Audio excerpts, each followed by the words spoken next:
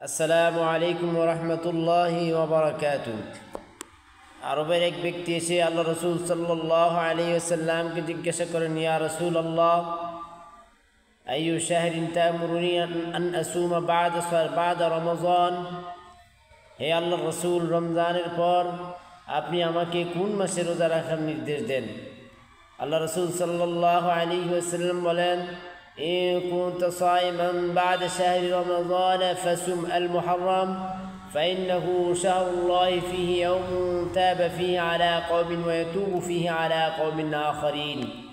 তুমি যদি রমজানের পর আরও কোনো মাসে রোজা রাখতে চাও তাহলে মুহররমে রোজা রাখো, কেননা সেটি আল্লাহর মাস। এই মাসে এমন একটি দিন রয়েছে যে দিন আল্লাহ তাআলা অনেকের তওবা কবুল করেছেন, ভবিষ্যতেও সেই দিন আরও মানুষের তওবা কবুল করবেন। সুনানে তিরমিজি হাদিস নম্বর 751।